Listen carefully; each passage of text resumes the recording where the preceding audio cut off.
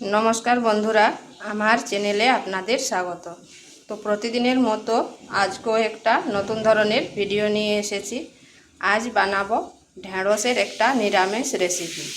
निरामिष दिने ढेँड़सेर এই রেসিপিটা করে দেখতে পারেন, গরম ভাতের সাথে খেতে দারুণ লাগে। তো চলুন দেখে নেওয়া যাক আমি কিভাবে এই রেসিপিটা রান্না করি। এখানে নিয়েছি 250 গ্রাম ভেন্ডি। ভেন্ডিটা ভালো করে ধুয়ে নিয়েছি, এরপর কেটে নেব। আমি এটা দুভাগ করে কেটে নিচ্ছি।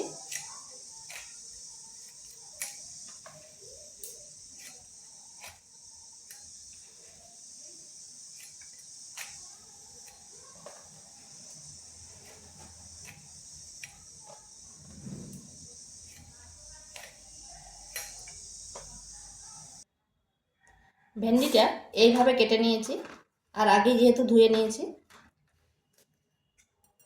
দিয়ে দিচ্ছি পরিমাণ মতো লবণ, দিচ্ছি হলুদ গুঁড়ো, আর দিচ্ছি 1 চামচ বেসন। এরপর ভালোভাবে এই ভেন্ডির সাথে কোটিংটা করে নিচ্ছি।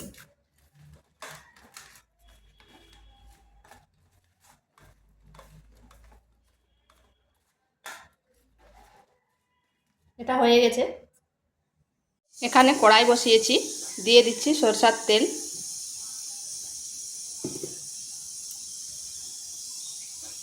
এরপর ভেন্ডিগুলো দিয়ে দেব।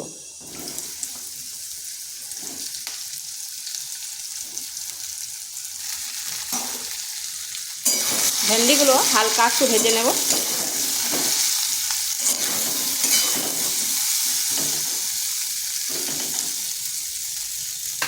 এটা এদিকে ভাজা হোক, আর ওদিকে একটা মশলা রেডি করি।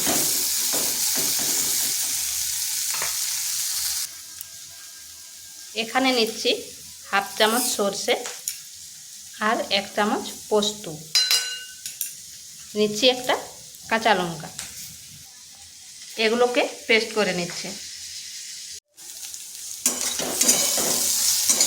ঢেঁড়সটা এইভাবে ভেজে নিয়েছি, মানে হালকা একটু ভেজে নিয়েছি। এটা হয়ে গেছে, তুলে নিচ্ছি। ওই কড়াইতে আবার 1 চামচ তেল দিয়ে দিচ্ছি। দিয়ে দিচ্ছি কালো জিরা, একটি কাঁচা লঙ্কা, দিয়ে দিচ্ছি যে পোস্ত আর সরষাটা বেটে রেখেছিলাম সেইটা।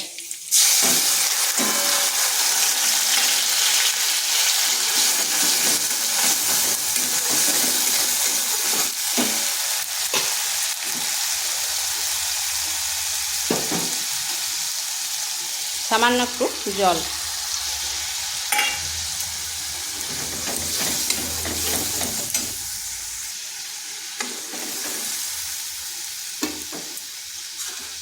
দিয়ে দিচ্ছি লঙ্কার গুঁড়ো,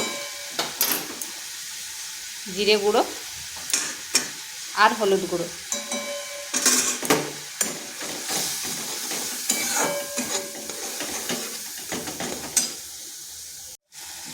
এটাকে একটু কষে নিচ্ছি।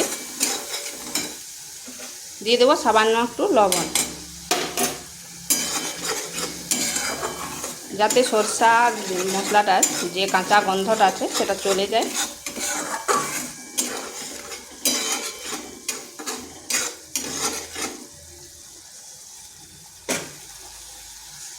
দিয়ে দিচ্ছি জল।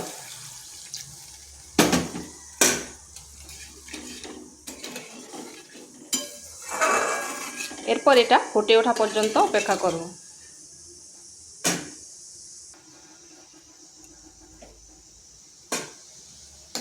এটা ফুটে উঠেছে, এরপর দিয়ে দিচ্ছি ঢেঁড়সগুলো।